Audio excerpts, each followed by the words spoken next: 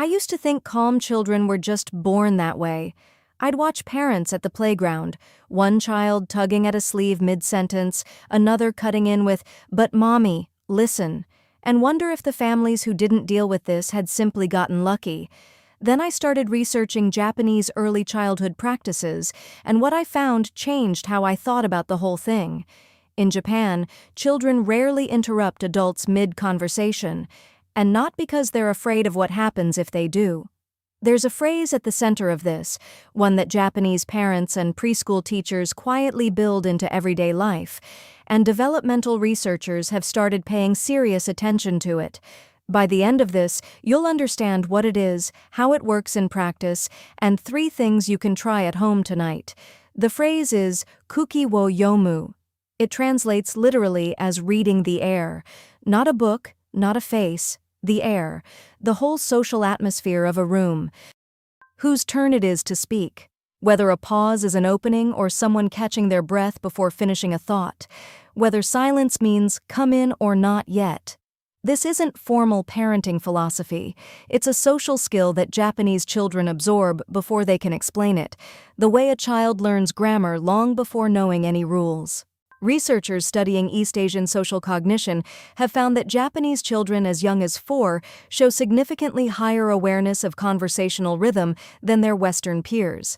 Not because they're corrected more often, because the rhythm itself is modeled for them, constantly, in the small moments of daily life.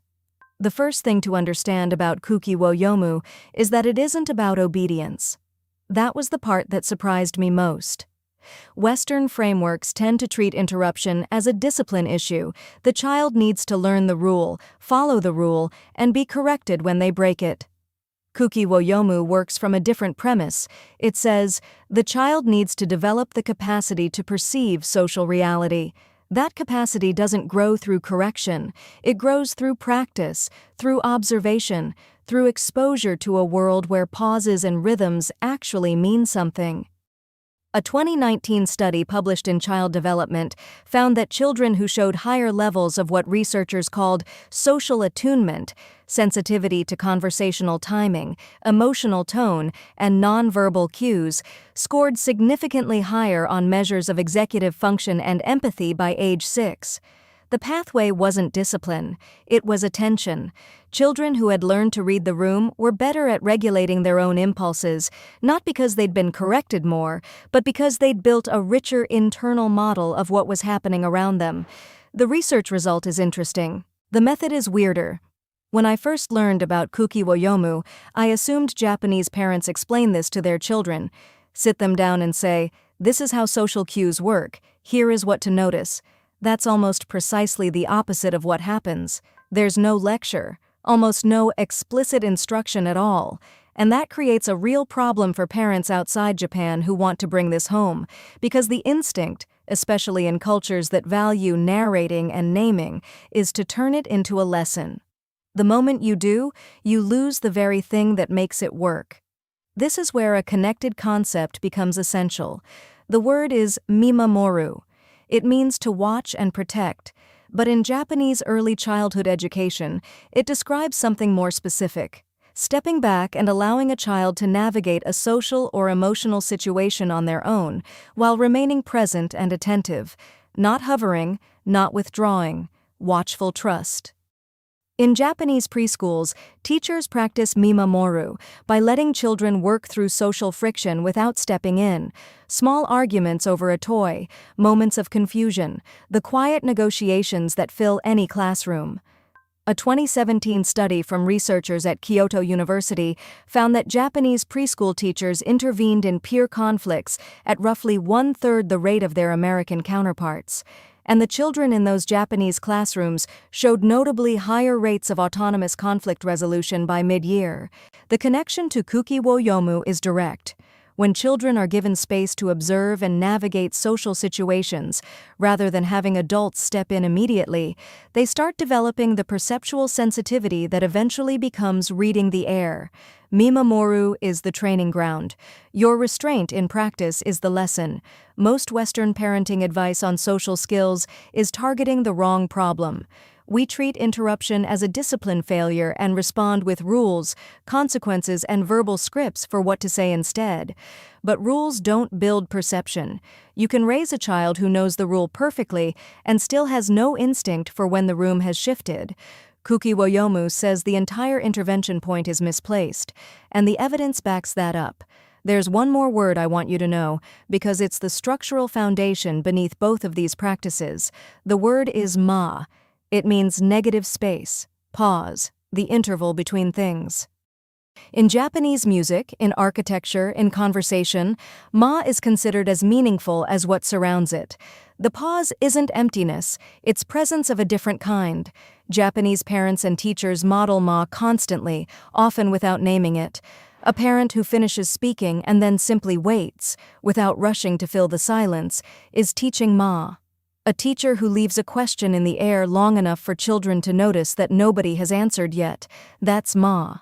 Mealtimes in many Japanese households carry a natural rhythm of speaking and quiet that gives a child space to observe. Who speaks when, how adults signal they're ready to listen, when it might be okay to add something. One detail that stuck with me: the careful arrangement of shoes at the entrance of a Japanese home. Each pair lined up, facing outward, placed with care. It's not only about tidiness, it's a repeated signal that the space you're entering has its own rhythm, and your arrival should fit within it.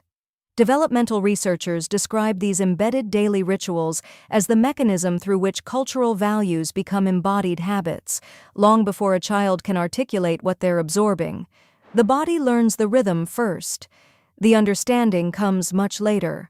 How much of what we call a child's personality, socially attuned, impulsive, patient, perceptive, is actually a reflection of the conversational environment they've grown up inside? If you've noticed a shift in how your child moves through social moments after something changed in how your home handles conversation, I'd genuinely like to hear about it in the comments. So what does this look like in practice for a family outside Japan? 3 things you can try tonight. First, when your child approaches you mid-conversation with another adult, try this. Pause briefly. Make warm eye contact with your child. Not a warning, just acknowledgement. Then return to the adult and finish your thought. You're not ignoring your child. You're showing them what waiting looks like from the inside. Second, introduce ma at mealtimes. Not silence for its own sake, just a deliberate beat after someone finishes speaking before the next person responds. Over time, children begin to notice and calibrate to the rhythm of the space they inhabit. You don't need to explain it. The room will teach it. Third, practice a version of mimamoru when your child enters a social situation they find difficult. Step back instead of coaching. Stay close, stay warm, but let them try to read the room first. Most of the time, when given actual space to try, they can. Kuuki wo yomu reframes something we often experience as a behavior problem, interruption, talking over, cutting in, as an attention skill, not a character flaw, not defiance. A skill that grows through modeling, through practice, through the kind of quiet and watchful environment that Japanese culture has been building into everyday life for a very long time. We trimmed a section from this script about how Japanese preschool transitions between activities are structured, and how that specific daily routine builds the same perceptual skill in a completely different context. Comment more below if you want that as its own video, and it goes straight to the top of the list: kuuki wo yomu, mimamoru, ma. 3 words from one culture, pointing at the same thing. Social intelligence isn't taught through correction. It grows through attention, your child's attention, shaped by the environment you build around them every day. The room is always teaching. The only question is what you want it to say. If something here stayed with you, share it with a parent who might need it tonight. And if you want more of this, Japanese and East Asian parenting research, the concepts that resist easy translation but carry decades of data behind them, subscribe and join us here every week.